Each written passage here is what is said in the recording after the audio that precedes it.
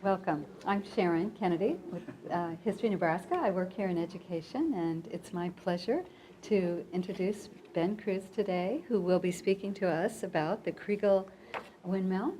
I want to just mention briefly, next month we will not have Noon Bites because of Labor Day weekend, the long holiday, but we will resume again in October with Karen Keir, our photography curator, and along with Bob Mays, who is the research technician for Speedway Motors.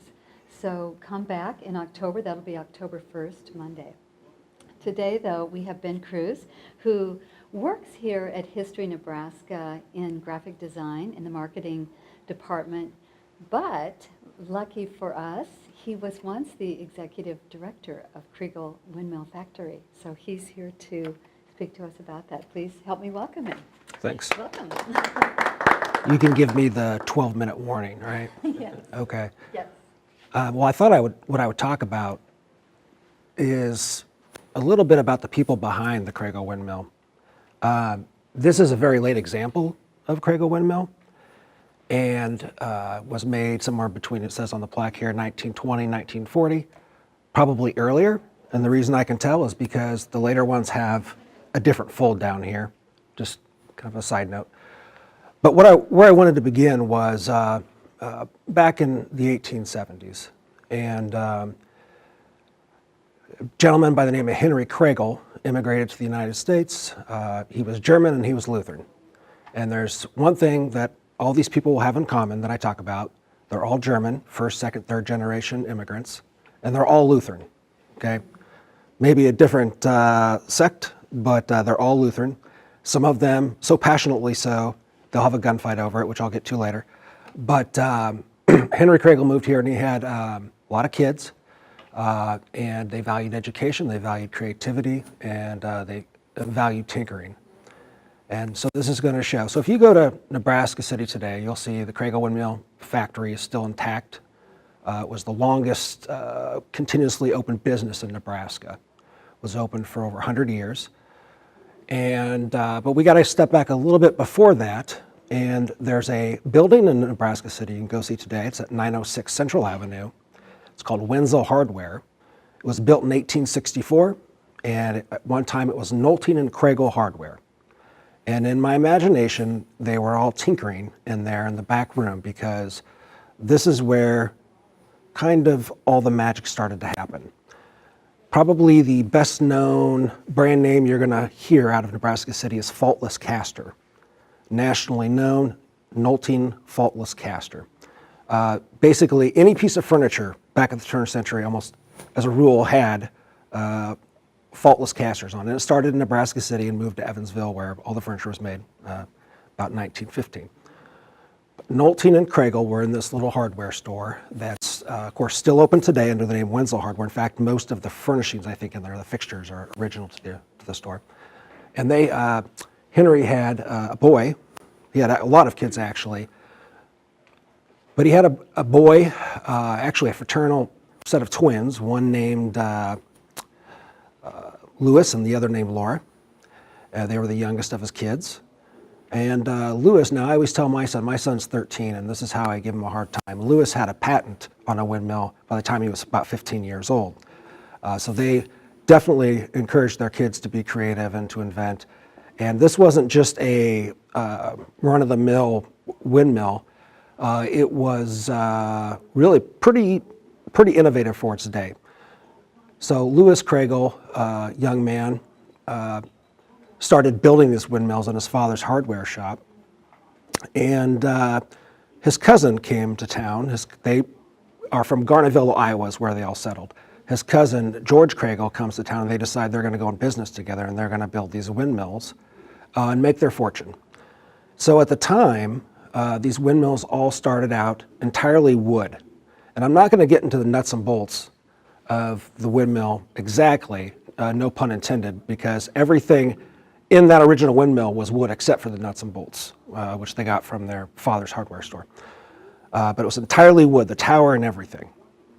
And so these young boys were relatively well educated for their day. They went to school.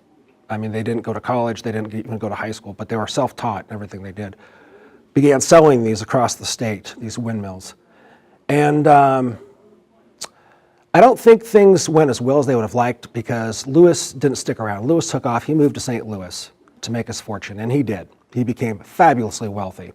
He made caskets and casket hardware and was in that business and had many, many patents. In fact, much of the caskets you'll see today and all the patents today are based off of his patents. George Kregel stayed and decided he would give this windmill thing a go. And so under the umbrella of a manufacturing company, he produced these windmills and kind of on the side, but it was under the Nebraska City Manufacturing umbrella that he did this. And so they made everything. They made plows, they made farming equipment, and they made these windmills. And George, who, as I said, was not formally educated but self-taught, worked his way up in that company. He became like a bookkeeper. He was the shop foreman, then became a bookkeeper, and then he eventually became president of the company. Problem is that as things happen in the world, manufacturing was changing and the railroad was changing and they just couldn't compete. And so he decided to go off on his own and just, they closed that company and he took and started just an independent windmill company, which is the one you'll see today. Now they only made just over 1,000 of these over the course of many, many decades, which doesn't sound like a lot, like you couldn't make a living, which is true, but really where they were making their money was on the wells. And they made stock tanks out of like redwood, stave style, like you'd see like a barrel that you'd put wine in, same principle except huge. And probably where they made their most money was they were actually in the beekeeping business. And so your modern day commercial bee operations, the beehives you see are based off of the George Kregel design. If you go look at the patents that are today, they're all based off George Kregel. He was an innovator in his business. In fact, he was the inspector of foul broods for the state of Nebraska. He went and inspected everyone's beehives. So he was a beekeeping expert. Well, here's the thing. You got your choices, I guess, in life. You can be fabulously rich or die young, I guess, or be, lower middle class and live forever, because Lewis died quite young, and he died of typhus, I believe. And the question is, can you take it with you? Well, he tried, because obviously he's in the casket business, so he was buried in some state-of-the-art, copper-coated, this thing was ridiculous, and left a very wealthy widow in St. Louis. George went on to produce these windmills here, entirely designed by him up until World War II. Now, World War II came around, and the reason they really stopped was they couldn't get the steel to do this anymore. And if you ask a windmill collector, what they'll tell you is that, yeah, it's a pretty good design, but what they were really known for is their towers. And their galvanizing process produced towers that you could bury in the ground and take out 100 years later, and it would be like new. And they did some kind of cold galvanizing in Nebraska City behind their shop, some mysterious process nobody's been able to pin down because he didn't leave it in writing. But George's son took over that business, Art. His other boys were quite innovative as well. They had patents on car carburetors. They were one of the first mechanics in Nebraska City, in the state of Nebraska, really. And went into the carburetor manufacturing business and had a shop and did very well. Robert Kregel actually did all the artwork for all the advertising, all the blueprints for everything at Kregel Windmill Factory. Anything that's on paper there, Robert did. In fact, in their collection in Nebraska City, and I think probably as well here in our collections, we have like watercolors done by Robert Kregel. Very accomplished artist. The interesting thing, working here and working at History Nebraska, and we do like the historical markers across the state, we have 500, we started that in 1961. What makes it kind of interesting is Robert Kregel actually beat us to that, because Robert Kregel was doing historical markers in Nebraska starting 30 years before that, just because he loved history. And so a buddy of his who was a mechanic, by the way, Robert also happened to be one of the first welders in the state too, but if not the first. They went out and made these big stone monuments for these historical sites, and they cast these big copper medallions, which today disappear because they weigh so much and they're worth so much money. But Robert Kregel actually did a Kregel Automotive. He did his own car business. George's other son, Art, took over the windmill business.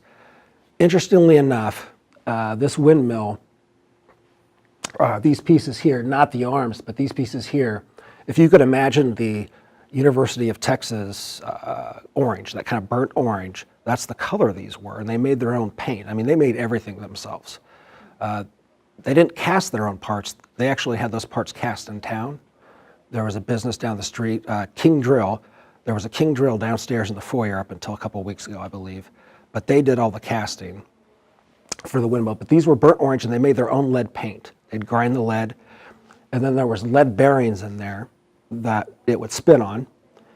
And they didn't understand the dangers of lead back then. And George and Art both, I think, I would speculate, I'm no doctor, suffered from pretty severe lead poisoning because they both had similar symptoms later in life to lead poisoning. George died in the 40s. And by all accounts, though, George was a stand-up guy, you know, somebody who you think about, someone you kind of idolize and you think of in an idealistic way. This is George. He was a man of good character, valued education and the arts, was very well-rounded, was an amateur astronomer of all things. And I think that George instilled that in his kids. And his daughter also worked at his business too. In fact, when you go to the factory, you can see her desk, and she died actually at the factory at a very old age, I think in her early 80s. Worked there since she was 16. So, but George Kregel was a very passionate man about his religion, and the Eli name on that, you can't really see it here, it's quite faint. There was a lot of questions about what Eli meant, and Eli is actually the name of a Lutheran minister from Gettysburg College who was a missionary in Nebraska City. Eli Huber was a great inspiration to George Kregel and was kind enough to testify in his favor when he had to go to the Supreme Court. Basically was a defendant in a trial. Because, back to religion, George Kregel didn't think that his kids should be taught in German. He wanted them taught in English. He wanted them to be able to survive in the New World. And so they had quite a falling out at the church in the middle of the night one night. The pro-German faction versus the pro-English faction. And so they tried to instill a new board of directors into the church at midnight one night, and George caught wind of this, and he went and rounded up the posse. And the posse went down there to kick them out and evict them from the church. And a brawl ensued. You know, they had violence in the church. Doesn't seem right, but they did. And supposedly George brandished a pistol to chase away the pro-German faction. So a very passionate man. You know, he died in the 40s. It's hard to find a lot of eyewitnesses to him, but I happened to find one. And long story short, he came out to this house one day to install a well, and the little boy who lived at this house, 3 or 4 years old, thought it was his grandpa. His grandpa had just died. George Kregel had a very particular beard style he wore, and his grandpa did look quite a bit like George Kregel. And so this little boy thought grandpa had come back. You know, he'd come back to life, he'd come to visit him, and wanted to show him around the farm, the new animals and all this, and Mom was going to put a stop to it, and George was like, you know, this is fine, just let him do it. And I think George, the story is he spent several hours there just letting the boy show him around and let him have, you know, his last 3 hours with Grandpa, you know. So I think he was a pretty good guy. This windmill here, you'll find, if you drive down to Nebraska City, you'll probably find maybe 2 or 3 dozen of these still standing. And they're going to be clustered around the Nebraska City area. There are a few going to be over in Purcellville, Iowa, and then Garnerville, Iowa. You might find a few, and you'll find them as south as maybe Watson, Missouri. But they are very collectible. I'd say on the open market, one that's restored maybe is $10,000 or $12,000. One that's not restored, maybe a couple thousand. You know, but if you have an opportunity, definitely make the trip to Nebraska City if you haven't, and visit the Windmill Museum there. and it's about 4,000 square feet. But I would say, foot for foot, that is one of maybe the best museums in the Midwest. I mean, it really is a time capsule. You walk in there and everything is as it was 100 years ago. So, I can maybe answer we have a couple quick questions or anything like that from anybody. Chris, Josh, Sharon? No? Does it have set hours, this museum? 10 to 5, Tuesday through Saturday. Yeah. Closed, well, no, it's open Sundays too. Yeah, 12 to 5 Sundays, and 10 to 5 Tuesday through Saturday. Yeah. Cool. Well, thank you for letting me talk to you guys about it. Thank you. Yeah. Ben, would you show me where where you pointed to? Well, it's really faint on here, but it's on the tail. Right here you can see the E and the L and the I. They would sell these they'd sell them by the foot. And so you could buy one, I think the minimum was like maybe 25 feet up to 60 feet or something. And so you'd pay like 25 cents a foot, and then it'd be like, I think it was $200 for the head. But and they'd crate them themselves and everything. They did more woodworking. Like I said, the beehive business there was far more profitable for them. But these are incredibly heavy. And not all of it's, Laura was telling me that we have parts of it in the back. For display purposes, they took the back off. But the most impressive part is most of these windmills use a gearbox. This doesn't have a gearbox. It just pivots on a head with lead bearings. But they do them in different diameters too. I think this is the smaller of the two diameters, as I recall. But yeah, it's a really small building, but they did everything. They actually, all their tools and everything, it's very interesting, the machinery there. For example, they have a machine there that's used to break up locomotives and ships. It's like a demolishing machine. And they had to have built a building around it because it's so heavy. I don't see how they could have possibly gotten it in. So they moved it there first, I guess, and built around it. But it's very impressive how they, in such a small footprint, how they could be so productive on so many different things. Do you know about how many they had, like at the height of their production, how many employees, or was it family, all family? No, they had employees. Not very many, but they did. If memory serves me right, 7. Mm-hmm. And really their heyday was probably the early, 20th century up into the teens. But once electricity comes along, their business just, you go buy a pump or, once it became affordable for people to get electrical or gas-driven pumps to move water, the demand definitely went down. Yeah. And they were not, you go look at their homes and things, they weren't wealthy people. This was not like, they did this for I think the love of just maybe being their own boss and, but they were known for being they're very thrifty, very thrifty. If you go out there to Nebraska City, you'll go to Kimmel Orchards. And Richard Kimmel Orchards is George Kregel's first cousin. And the Kimmel Foundation, when Richard Kimmel died, he was one of the original investors with Warren Buffett, one of the first. So he died quite wealthy, and he started a foundation, and that foundation gave the museum $2 million, as I recall. And so that museum, that factory is kind of, it's pretty neat because the original building's encased in a new building, and they hid it behind the original tin and everything.